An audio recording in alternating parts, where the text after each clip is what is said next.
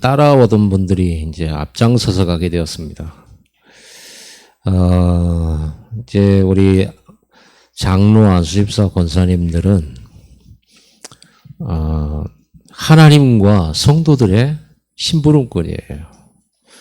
그래서 주장하는 자세가 아니라 섬기는 자세. 그리고 앞장서서 뛰어가면서 왜 못 따라오냐 이게 아니고 기다려주고 같이 함께 걸어가주는 그런 중직자들입니다. 약한 사람 있으면 붙들어주고요. 무거운 사람 짐은 나눠지는 것이 우리 중직자들이에요. 그래서 앞에 얼굴을 많이 보이기 때문에 얼굴로 영광스럽게 보일지 모르지만 사실은 많은 시간을 내줘야 되고 교회의 성도에게 많이 내줘야 되고 물질도 내줘야 되고 또 전에는 못 참고 또 이렇게 한마디씩 할 수도 있었겠지만 이제는 함부로 말도 못해요. 그게 책임져예요. 그렇죠. 성도들의 잘못은 내 잘못이고 그게 중직자들이 가져야 될 자세죠. 성도들이 잘못한 건 저 사람 잘못은 내 잘못이에요. 왜? 우리는 제사장적 축복으로 가졌잖아요. 제사장이 백성들의 죄를 해결하는 그런 직분을 가졌잖아요. 예수님도 우리의 죄를 대신 짊어지셨잖아요. 그게 제사장의 사명이거든요. 그래서 우리는 성도들의 연약함을 내가 짊어지고 나눠지고 그리고 내가 더 깊이 이해하고 내가 더 양보하고 내가 더 없어야 이게 이제 가능한 거지. 내가 나로 충만해 버리면 양보할 수 없고 나눠질 수가 없죠. 오히려 중직자들이 이런 성숙함이 없다면 성도들이 더 참아야 돼, 이제. 그러죠. 성도들이 양보해야 돼. 성도들이, 평신도들이, 중직받지 못한 다른 우리 평신도들이 중직자를 이해해주고 참아줘야 돼. 그런 부분이 있어서는 안 되겠죠. 우리 새로 임직받은, 참 축복받은 겁니다. 그 짐이 큰 만큼 권위도 하나님께서 주시고요. 그 희생이 큰 만큼 하나님께서 오력도 더 해주십니다. 당연한 거죠. 그리고 열심히 일한 소가 밭에 곡식 가는 소가 먼저 그 곡식을 먹는 거 당연한 거 아니겠어요? 제일 먼저 은혜 받아야 되고 제일 먼저 하나님의 축복을 받게 되는 것이 바로 중직자들입니다. 그러면서 그 책임만큼 성도들을 위해서 사는 거죠. 오늘 사도행전 6장은 초대교회가 처음으로 중직자를 세우는 장면이거든요. 마가다락방에 성령 불받은 초대교회가 순식간에 막 3,000명 제자가 일어나 버렸어요. 그 다락에서 3,000명 못 모입니다.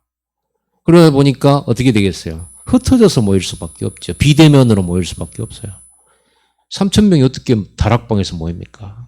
120명 포로시 들어가는 곳인데 3,000명이 예수님 영접하고 제자 됐는데 어떻게 모이겠어요? 다 합쳐도 마당까지 합쳐도 그게 다 차지를 않아요. 흩어져서 모였어요. 그러면서 계속 부흥이 일어났단 말이에요. 그러다 보니까 그 교회에서 했던 것이 뭐냐 그러면 워낙에 없는 사람, 가난한 사람들이 많다 보니까 교회에서 이렇게 구제를 했어요. 가난한 성도들을 도와줬단 말이에요. 그래 이 전도 선교하면서 이런 구제 사업들을 가장 활발하게 했어요. 그런데 구제 사업을 하는데 이제 은혜 받은 성도들이 밭도 팔아 내놓기도 하고 또 재산도 내놓기도 하고 그래서 교회가 쓸 수 있도록 이렇게 헌금을 하기 시작했단 말이에요. 그런데 교회 안에 이제 하도 구제 대상이 많다 보니까 생각해 보세요. 수천 명이에요. 수천 명 속에 구제 대상이 얼마나 많겠어요. 그러다 보니까 히브리파, 헬라파 이렇게 나눠진 거예요. 유대파, 아니면 이방인파.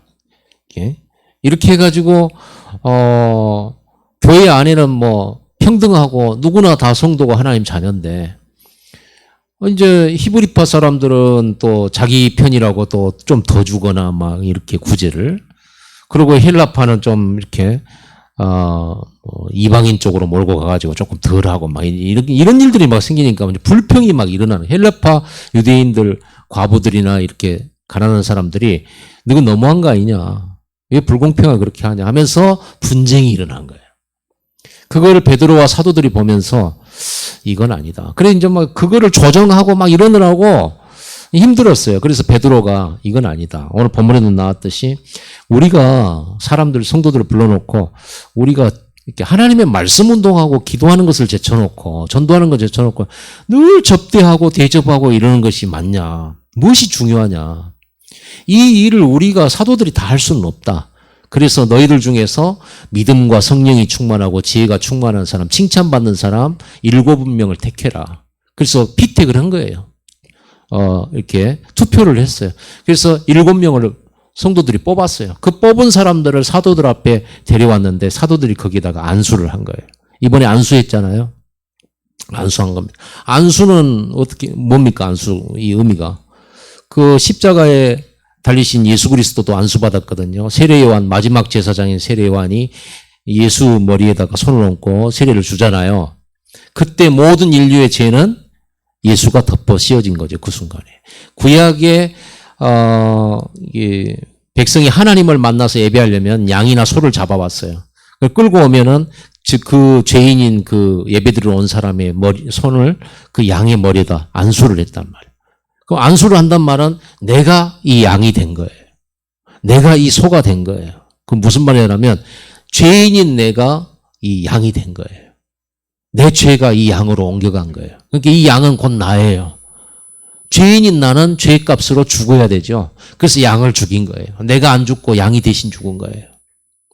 그러면 안수를 한다는 말은 무슨 말이에요? 전달하는 거예요, 이거를. 내가 네가 되는 거예요. 내가 양이 되는 거예요. 내 죄가 네게 옮겨가는 거예요. 그러면 오늘 우리 임직자들이 안수를 받았어요. 머리에 안수 받았죠. 그 말은 뭐예요? 사도들의 권위를 분여해 주는 거예요. 내가 네가 되는 거예요. 그래서 내가 다 할 수 없는 일들을 나눠주는 거예요. 이렇게 나눠주는 겁니다. 그래서 원래 사도들이 모든 행정이나 또 운영들이나 이런 걸 해나가야 되는데 이것들을 운영상으로 7 제자를 세워가지고 안수해가지고 권위를 주는 거예요. 그리고 또 한 의미로는 뭐냐 그러면 목회자와 모든 중직자들은요 양들을 먹이고 양들을 기르고 전도하고 선교하는 일에 헌신하는 사람들이죠. 죽는 의미가 있어요. 아까도 죽었죠. 예수님 대신 우리 대신 죄를 지고 죽으셨잖아요. 우리도 자기 십자가를 지고 나를 따라오느라 예수님이 제자들에게 말했잖아요. 그렇죠. 여러분도 대신 죽으라는 거예요. 뭘 위해서? 하나님 나라를 위하여, 한 영혼을 위하여, 복음을 위하여 헌신하라는 거예요. 네 자신을 위해서가 아니라 하나님 나라를 위하여, 한 영혼을 위해서 죽으라는 거예요. 그게 바로 안수의 의미입니다. 자, 오늘은 말씀을 좀 짧게 해야 될 것 같습니다. 오후에 이제 또 우리 교회에서 고시가 있고 그래요. 또 여러분 같은 후배들이 이제 일어나는 시간이죠. 자, 여러분들은요, 이렇게 안수를 하고 행정의 일부를 맡겼는데 그래서 목회자들, 사도들은 오직 말씀과 기도에 전무하고 우리 중직자 일꾼들은 교회의 행정 업무를 샅샅이 이렇게 살피면서 일을 했는데 결과가 어떻게 됐냐면 여러분 아시죠? 7절입니다. 하나님의 말씀이 점점 왕성하여 예루살렘에 있는 제자의 수가 더 심히 많아지고 허다한 제사장의 무리도 이 도에 복종하니라. 무슨 말이죠? 부흥이 더 크게 일어나 버린 거예요. 중직자 세웠는데 부흥이 더 크게 일어났어요. 그 말은 무슨 말이에요? 그리고 또 그렇게 반대하던 제사장들마저도 흑암이 꺾여가지고 이 도에 순종하고 이 그리스도의 십자가의 복음에 순종하는 일들이 벌어졌어요. 제자가 막 더 많아졌어요. 한마디로 말하면 흑암이 완전히 무너지고 하나님이 전폭적으로 역사했다는 말이죠. 그러면은 무슨 말입니까? 중직자를 많이 세우면 부흥한다는 말입니까? 그게 아니고 그만큼 교회가 행정적으로, 조직적으로, 신앙적으로 세계복음화할 그릇으로 준비되었다. 그릇을 준비했다 그 말입니다. 오늘 우리 중직자들이 그릇이 준비되기를 바랍니다. 우리 중직자의 그릇 따라서 교회 부흥돼요. 자, 여러분 하나님의 말씀 운동이 왕성하게 일어나는 쪽으로 여러분 헌신해야 돼요. 그게 중직자들의 집중이에요. 어떤 분들이 그런 얘기를 해요. 여기에 보니까 이 본문 말씀에 어떤 안수 집사님인가 누가 그런 얘기를 들었어요. 나도. 뭐라고 하냐면 모든 재정이나 이런 것은 다 중직자들이 하고 목사님은 말씀과 기도에만 전무해야 되니까 그 재정이나 이런 데는 전혀 신경 쓰지 마세요. 좋은 말이에요. 근데 어떤 의미냐? 돈에는 관여하지 마세요. 이 말하고 똑같거든요. 그 말이 아닙니다. 말씀과 기도에 전무하도록 그렇게 재정을 분여받아서 위임받아서 일을 하게 된 거지. 목사님은 전혀 돈 같은 거는 신경 쓰지 말고 뭐 이런 건 전혀 하지 마. 이런 어떤 의미가 아니에요. 여러분 우리는 완전 원네스 돼야 됩니다. 그래 복음을 위해서. 그리고 우리 중직자들이 뭐가 있어야 되냐면요. 여러분 이 말씀은 많이 들었을 겁니다. 믿음, 소망, 사랑 이 세 가지는 항상 있을 것인데 그 중에 제일은 사랑이라. 나 이 메시지 설교를 한 번도 해본 적이 없어요. 거의 기억이 없어요. 근데 여러분 금방 아시네. 어렸을 때부터 이 구절은 항상 들었던 말씀일 거예요. 우리 중직자들은 믿음이 있어야 돼요. 우리 교회가 광주 살릴 거라는 거. 237 살릴 거라는 거. 확실히 믿어야 돼요. 우리가 헌신한다, 우리 자손들이 복 받을 거라는 걸 믿어야 돼요. 틀림없어요. 그런 복이 약속되지 않았다면 내가 헌신하고 내 자녀가 복을 받지 못하고 내 미래가 보장이 되지 않는다 그러면 그런 헌신이 어디 있겠어요. 물론 영혼 구원 받아서 천국에 영원히 가는 거 감사한데 하나님께서는 분명히 하나님 나라와 예수 그리스도를 위해서 핍박받고 의를 위하여 고생하는 사람들은 핍박도 받지만 겸하여 이 땅에서 100배를 받으리라고 분명히 예수님이 입으로 본인이 직접 말씀했어요. 100배를 겸하여 핍박과 이 100배의 축복을 겸하여 받으리라. 그리고 여러분 핍박도 받을 각오하시고 100배의 축복 받을 믿음도 가지시기를 바랍니다. 이게 놓쳐져 버리면요 못해요. 막 손해나는 것 같아요. 힘들죠. 그런데도 일주일 내내 세상에서 일했는데 교회에서 하루 종일 또 업무 봐야지, 성도들을 섬겨야지, 목사님 섬겨야지, 말씀 따라가야지, 훈련 받아야지. 은혜 떨어지면요 이것같이 고생되는 일이 없어요. 항상 은혜 받으시기 바랍니다. 그래도 감사한 것은 우리 중직자 훈련 받으면서 매일매일 매주 주는 본부 훈련 메시지를 지금 우리 중직자들은 계속 날마다 매일매일 듣고 저한테 톡을 보내잖아요. 중직자 방을 만들어서 몇 강 들었습니다. 몇 강 들었습니다. 계속 올립니다. 너무 감사해요. 지금 몇 개월째. 이게 우리 교회 중직자들의 문화로 정착이 되어져 가고 있으면 저는 너무 감사해요. 이런 귀한 문화들을 만들어 가야 돼요. 정말 예배 문화, 기도 문화, 그리고 포럼 문화, 전도 문화로 만들어버려야 돼. 지속하면 문화 돼버려요. 근데 하다 말다 하니까 그러죠. 우리 여기 계신 모든 분들은, 이제 이름으로 중직자인 경우가 있지만, 실제로 중직 임직을 안 받았더라도 여러분들은 이미 하나님이 여러분을 중직자로 택하셨어요. 중직자라는 직분을 평생 안 줘도 상관없어요. 중직자보다 더 중직자의 축복 받을 수 있어요. 그거 관계없는 거예요. 중요한 건 아까도 오전 메시지를 했잖아요. 마음에 누가 담았냐 이거예요. 여러분 이스라엘 민족에 장로들이 얼마나 많습니까? 근데 그 장로들 쓰임 받았습니까? 늘 뭐 부인하고 늘 불신앙하고 늘 반대하고 지도자 반대하고 그랬잖아요. 누가 쓰임 받았습니까? 요수아 같은 사람. 그리고 누가 응답 받았습니까? 어린아이 사무엘, 소년 다윗, 소년 요셉. 왜 그런 사람을 썼을까요? 왜 어른들 안 쓰고 소년들 썼을까요? 마음에 담아있는. 이새의 아들 다윗을 만나니 내 마음이 합한 자라. 이새의 아들 다윗을 만날 때 하나님은 마음이 합했다 그랬어요. 마음과 마음이 통했지요. 여러분 마음속에 담기시기를 바랍니다.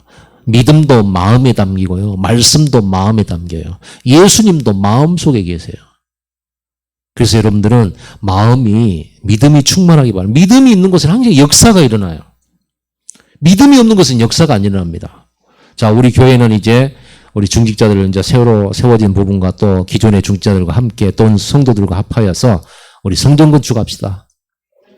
오늘 저는 결단했어요. 138. 138만 원이었으면 얼마나 좋았을까 이런 생각을 해. 나도 그릇이 너무 작구나 이런 생각하면서 일단 13만 원을 했는데 여러분 마음에 이 헌금 문화 있어야 돼요.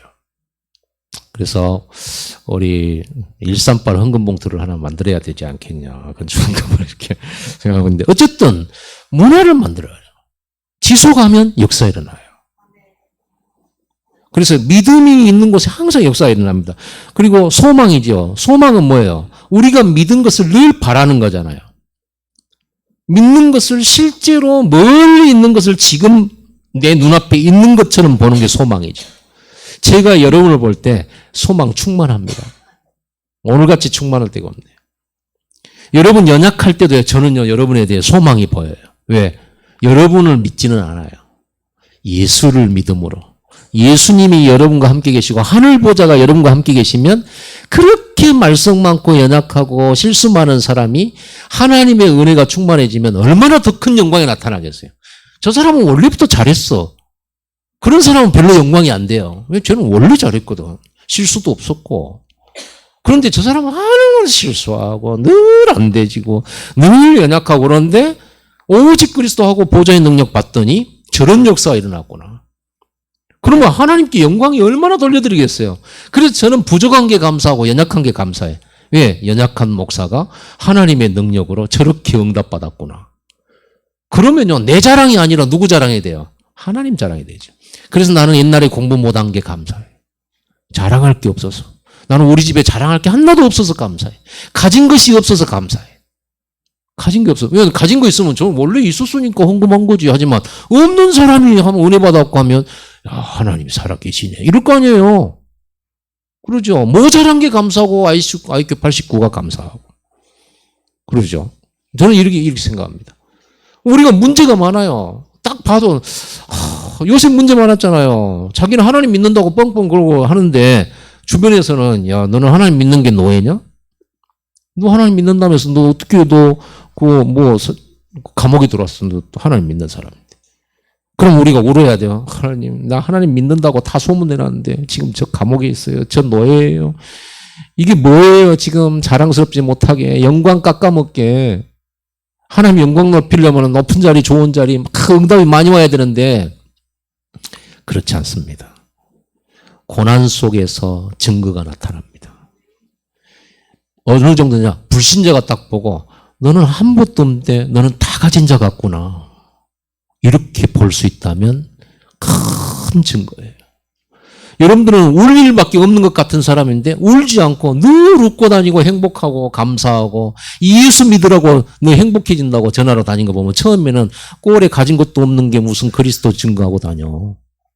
너나 잘 믿어. 근데 지나가면 그러지 않죠? 맞거든요. 나중에는 가면 갈수록 여러분 말이 맞고 여러분에게는 하나님이 은밀하고도 보슬 비에 옷 젖듯이 계속 축복 속에 응답 속에 가거든요. 어느 날 증거 나타나는 겁니다. 믿으시기 바랍니다. 자, 이런 소망이 항상 있고 믿음도 전달하고 소망도 전달하는 여러분 되기 바랍니다. 울고 있는 사람에게 소망 전달하세요. 상처받은 사람에게 소망 전달하세요. 믿음도 전달하시고. 너는 가능해. 절대 너는 불가능해. 하나님이 너와 함께하니까 가능해.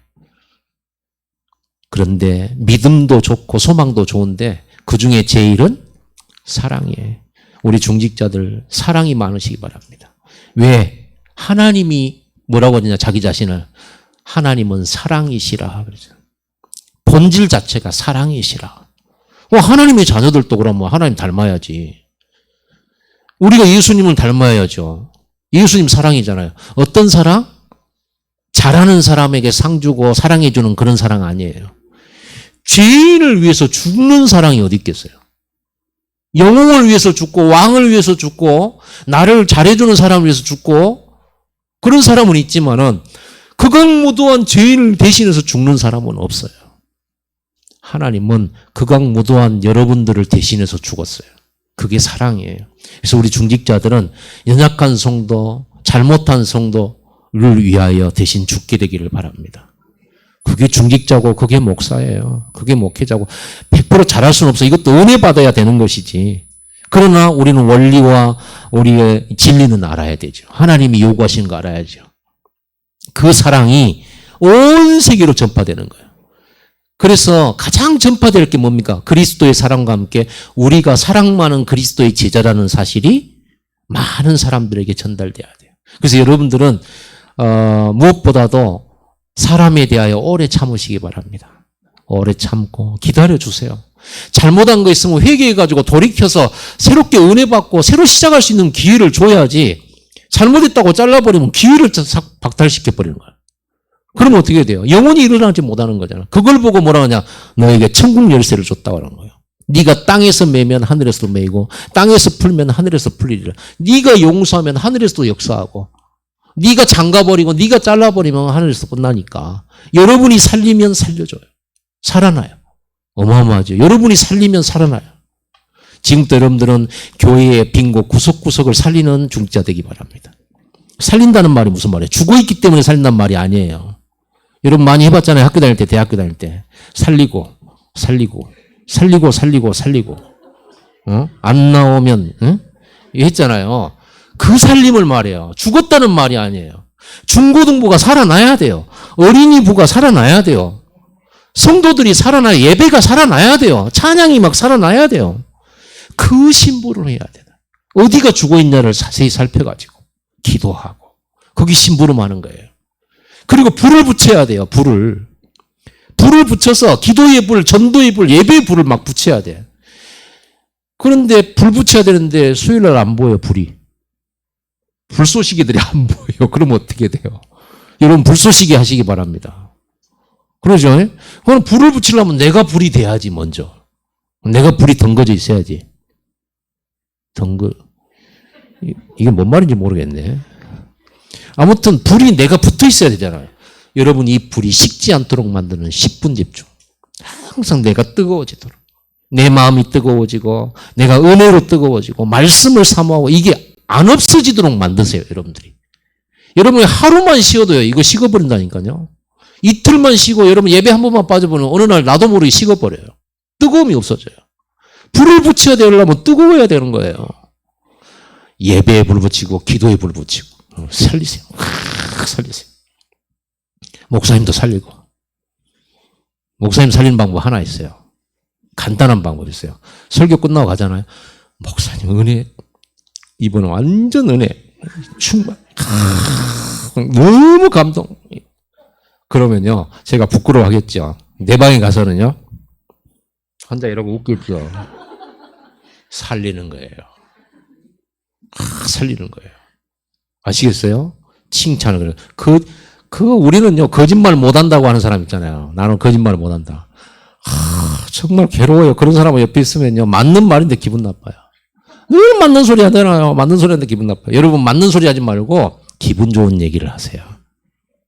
모든 것은 가하나 가하지 않는다 그랬어요. 그 말이 무슨 말이냐? 우리가 할 수 있는 말이 있어요. 반듯한 말이 있어요. 그런데 그게 다 옳지 않다 그 말이에요. 무슨 말 해야 된다? 우리는 사람을 살리는 말을 막 이렇게 세우는 말. 칭찬거리는 막 찾으세요. 칭찬거리 막 찾으시고 막 서로를 높여주고 서로 심부름해주고 이런 분위기 되면요 교회 금방 차버려요. 왜냐 사람들 딱 오면 알거든요. 분위기 금방 파악해요. 새 가족 오면요 썰렁하거든요. 그러면 누가 내가 여기 있어야 되나? 어떤 데는요 딱 어디 가보면 너무 편안해. 우리 집처럼. 이게 눈에 안 보이는 겁니다. 눈에 안 보이는 분위기, 영적 분위기. 인사 잘 하시고 서로 막 100년 만에 한 번 얼굴 본 것처럼 반가워하시고 100년 만에 한 번 어떻게 되겠어요? 잊어버렸을까? 100년은 너무 멀다. 1년에 한 번 만난 것처럼. 초대교회는 핍박 속에서 신앙생활을 했기 때문에 매일 만날 때 살았냐? 너 안 잡혀갔냐? 살았구나. 눈물을 흘리면서 너무너무 감격 속에서 그렇게 성도들끼리 교제했어요. 모든 걸 내놓고 같이 사용했어요. 네 것 내 것도 없었어요. 예수님 내일 재림하신 것처럼 살았어요. 우리가 다 그렇게 할 수는 없지만 우리 그런 마음으로 우리 중직자들이 이 축복을 전 성도들과 함께 같이 가는 정말 사랑이 넘치는 그리고 믿음과 소망이 넘치는 여러분 만나고 나면 갑자기 희망 생기고 막 이런 우리 중직자 되기를 예수님 축복합니다. 기도하겠습니다. 하나님 감사합니다.